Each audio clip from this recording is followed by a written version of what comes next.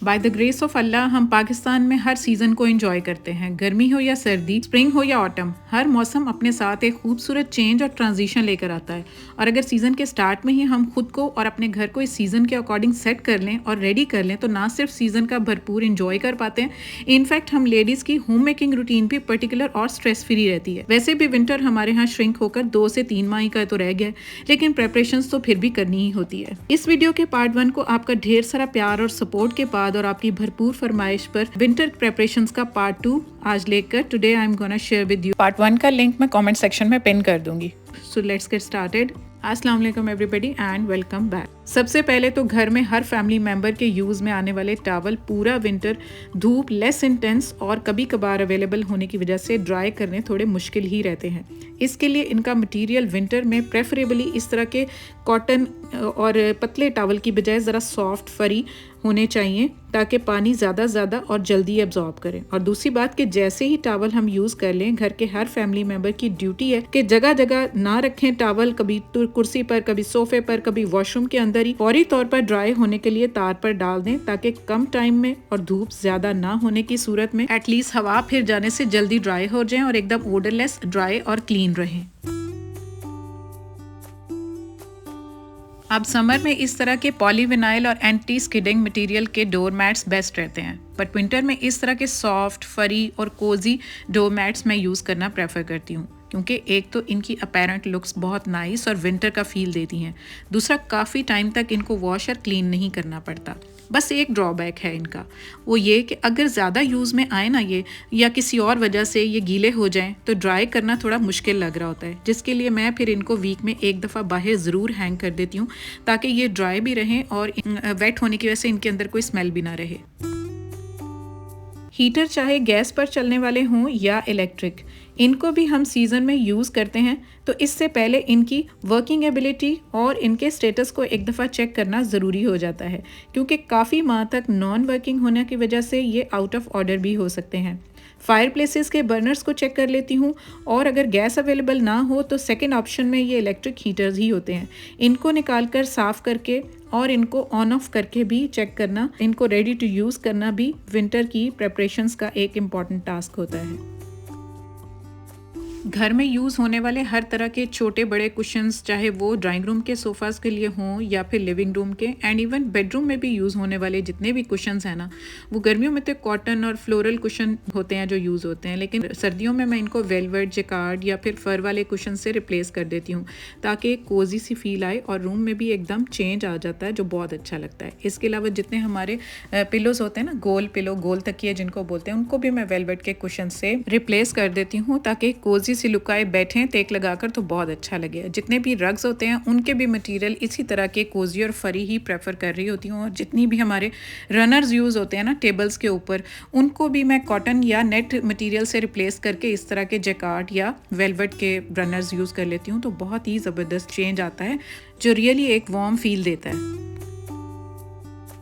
अब समर में यूज़ होने वाले ये कंफर्टर्स विंटर में भी टेक्निकली यूज़ कर लेती हूँ। कुछ तो वॉश करके नेक्स्ट समर के लिए संभाल लेती हूँ, लेकिन कुछ विंटर में कैसे और कहाँ यूज़ करती हूँ, लेट्स सी। सबसे पहले तो लिविंग रूम के सोफ़ा पर अगर सोफ़ा थ्रो अवेलेबल नहीं है या वॉश होने गया है या व्हाटएवर अवेलेबल नहीं है, तो ये कंफर्टर इसका बेस्ट अल्टरनेटिव बन जाता है। इसको बस इस तरह से साइड पर एडजस्ट करके तो रख देती हूँ, और दूसरी ऑप्शन ये है कि तय लगा कर ना उसको आर्म रेस्ट के ऊपर, सोफ़े की आर्म रेस्ट के ऊपर सेट कर देती हूँ, और इतनी ज़बरदस्त फील भी आती है और ज़बरदस्त लगता है। जब भी हमें यूज़ करना होता है ना, लिविंग में हम ज़्यादा टाइम स्पेंड कर रहे होते हैं, तो इसको हम ओढ़ भी लेते हैं।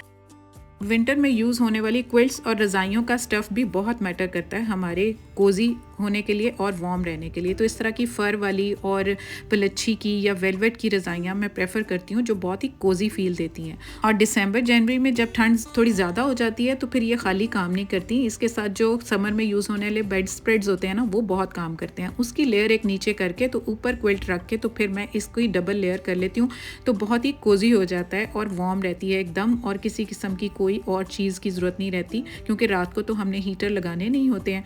उसके अलावा अगर हमारे पास वेलवेट की बेडशीट्स का पूरा सेट है ना, जैसे ये आपको नज़र आ रहा है, इसके कुशन्स भी, पिलोज़ भी, तो यहाँ पर देखें मैं कंफर्टर का एक और यूज़ आपको बताने लगी हूँ कि अगर हमारे पास बेड स्प्रेड नहीं है ना, तो और हमारी जो रज़ाई है उसका नीचे वाला पार्ट कॉटन का है, तो फिर भी यहाँ पर कंफर्टर की एक लेयर लगाई जा सकती है और उससे फिर एक और ज़्यादा गर्माइश भी मिलती है, और डबल लेयर होने की वजह से ठंड का तो बिल्कुल एहसास ख़त्म ही हो जाता है ना। और उसके साथ अगर वेलवेट के कुशन्स हों बेड पर तो क्या ही बात है। तो ये पूरा सेट कंप्लीट वार्म लुक देता है। और एक और इसका यूज़ मैं बताऊँ आपको कंफर्टर्स का, जब आपके पास बेड स्प्रेड्स वेलवेट के नहीं हैं तो ये कंफर्टर आप यूज़ कर लें, बस उसको इस तरह से टक इन कर दें किसी भी स्पैचुला की हेल्प से। उससे ये होता है कि ये बेडशीट ना फिक्स रहती है, बिल्कुल हिलती नहीं है, और उसकी जो वार्म फील आती है वो बिल्कुल अलग होती है।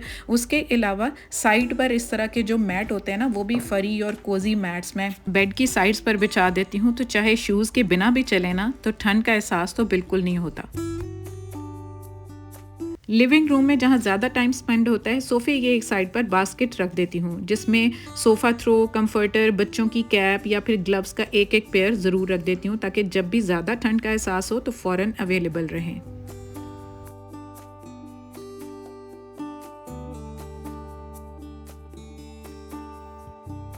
विंटर्स में ज़्यादा येलो और वार्म लाइट प्रेफर करती हूँ। शाम होते साथ ही जितने भी लैम्प शेड्स, वार्म और स्पॉट लाइट्स हैं ना, उनको ऑन कर देती हूँ। इसके साथ साथ शेयर और नेट के कर्टन्स को डेंस और डार्क कर्टन्स और ब्लाइंड्स के साथ तो रिप्लेस कर ही देती हूँ, जो इस वीडियो के पार्ट 1 में मैं आपके साथ ऑलरेडी शेयर कर चुकी हूँ। तो रूम्स में ठंडक का एहसास बिल्कुल नहीं होता, इनफैक्ट एक वार्मथ फील होती है। सर्दी में धूप कम होने की वजह से ये आजकल जैसे स्मॉग है, तो उसकी वजह से जब भी मैं लॉन्ड्री करती हूँ ना, तो एक तो गर्म पानी ज़रूर उसके अंदर डालती हूँ मशीन में, और इससे कपड़े जो हैं अच्छे तरह से निखर भी जाते हैं और अच्छी से उनकी क्लीनिंग हो जाती है, क्योंकि वार्म वाटर जो है वो डर्ट को रिमूव करने में बहुत इंपॉर्टेंट रोल प्ले करता है। तो जब मशीन के अंदर स्लॉट डाला होता है तो फिर एक दफ़ा से वार्म वाटर डाल देती हूँ, और उसके अलावा जो स्पिनर है ना, उसको एकदम से मैं रेडी टू यूज़ रखती हूँ। उसमें कोई फॉल्ट हो पहले से निकलवा कर अच्छे से रखती हूँ, क्योंकि पहले ही लाइट कम होती है, धूप कम होती है, फिर इनको ड्राई करना बहुत मुश्किल होता है। ख़ासकर छोटे बच्चों के लिए तो छोटी छोटी एक्सेसरीज होती हैं जिनको ड्राई करना इन टाइम ज़रूरी होता है। इस तरह के हैंगर्स में रखती हूँ, छोटी छोटी जो सॉक्स, कैप्स वगैरह, हमारे मिटन्स होते हैं, अंडरवेयर्स होते हैं, उनको इस पर ड्राई करती हूँ।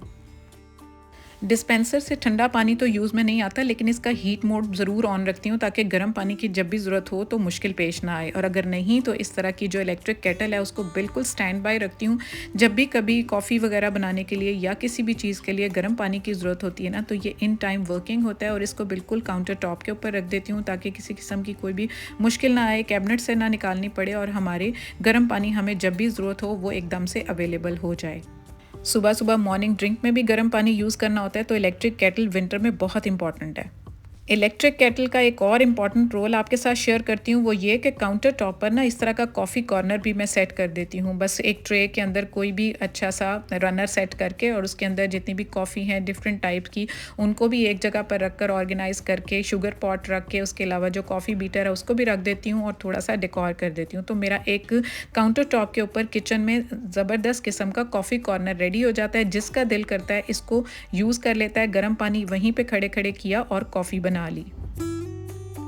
अब सर्दियों में एक और चीज़ रेडी रखनी पड़ती है, वो ये वाटर हीटिंग रॉड है, जिसकी कभी भी ज़रूरत पड़ सकती है। आजकल तो ख़ासकर जब गैस हमें बिल्कुल रेयर होती है, अवेलेबल नहीं होती, बच्चों ने नहाना होता है, तो एकदम फिर ना शोर मच जाता है कि ठंडे पानी से नहाना नहीं है, तो वॉशरूम में ही मैं इसको रख देती हूँ। जब भी ज़रूरत पड़े तो इसको ऑन कर लें, और ठंडे पानी से नहाने की बजाय पानी गर्म करें। एकदम 5 मिनट लगते हैं। बस इसकी सेफ्टी प्रिकॉशंस है कि प्लास्टिक की बाल्टी यूज़ करती हूँ। सर्दियों में एक और हैज़र्ड जो आती है वो है दही जमाना, क्योंकि टेम्परेचर इतना कम हो जाता है कि जितने टेम्परेचर पर इसकी फर्मेंटेशन होनी होती है दूध की, वो इनफ नहीं होता। उसके लिए थोड़ा सा जुगाड़ लगाना पड़ता है। क्लिंग रैप यूज़ कर लेती हूँ, बस थोड़ी सी जाग लगा के फिर उसको माइक्रो ओवन में थोड़ी देर के लिए रख देती हूँ, स्पेशली रात को जब सोने से पहले, क्योंकि ओवन फिर बाद में यूज़ नहीं होता। अदरवाइज़ आटे के कंटेनर में इसको रख कर नेक्स्ट डे ना, अगर रात को मैं रखूँ तो इसको निकालती हूँ तो बिल्कुल परफेक्ट दही जमा होता है, क्योंकि इतना वार्म टेम्परेचर आटे की वजह से या ओवन में बंद होने की वजह से मिल जाता है, तो दही को जमने में कोई प्रॉब्लम नहीं आती, और इन टाइम हमें दही मिल जाता है। बस ये दूध हमारा आजकल कुछ अच्छा नहीं आ रहा है, इसकी वजह से आपको पानी नज़र आ रहा है, अदरवाइज़ ये बड़ा ही क्विक प्रोसेस है। अब जो सबसे मुश्किल काम मुझे लगता है ना, वो तो गर्मियों में बड़ा मुश्किल रखता होता है बर्तन धोना। और अगर आपको टैप में गर्म पानी अवेलेबल है तो वेल एंड गुड, अदरवाइज़ आप अपने हाथों पे इस तरह से थोड़ा सा पाउडर लगाएं। विंटर में स्पेशली मैंने ये ग्लव्स ज़रूर रखे होते हैं। कुछ लोग इस चीज़ को बड़ा ऑकवर्ड सा फील करते हैं कि यार कहाँ ग्लव्स लगाएं, लेकिन मैं तो लगाती हूँ क्योंकि मुझे अपने हाथों की केयर बहुत अजीज़ है। अपनी सेल्फ केयर के लेकर मैं बहुत पर्टिकुलर और कॉन्शियस हूँ, और आपको भी हमेशा यही सजेस्ट करती हूँ कि सर्दियों में हाथ बहुत ज़्यादा ड्राई हो जाते हैं, इची हो जाते हैं, क्रैक्स आ जाते हैं, हाथों की लुक्स इतनी ख़राब हो जाती है ना। उसके लिए आप ग्लव्स ज़रूर यूज़ करें। गर्म पानी का एक कंटेनर पास रख लिया करें। जब आपने वॉश कर लिए बर्तन तो बस इसको भी वॉश करके हैंग कर दें, और उसके साथ साथ ना ग्लव्स भी ड्राई हो जाएंगे। लेकिन आपने अपने हाथों की केयर करनी है, वो ये कि मॉइस्चराइज़र को बिल्कुल अपनी ईजी अप्रोच में रखना है। तो एक मॉइस्चराइज़र ना मैं किचन में भी रख देती हूँ, उसको यूज़ करना ईजी हो जाता है जब भी हमने पानी का काम किया और उसके बाद अपने हाथों पर ये अप्लाई कर लिया। उसके अलावा बेडरूम्स की साइड टेबल पर भी मैं सबके मॉइस्चराइज़र विंटर में ज़रूर रख देती हूँ ताकि सबकी इजी अप्रोच में रहे। वॉशरूम्स के अंदर भी छोटी बॉटल्स के अंदर रख देती हूँ ताकि सब लोग इजीली यूज़ कर सकें।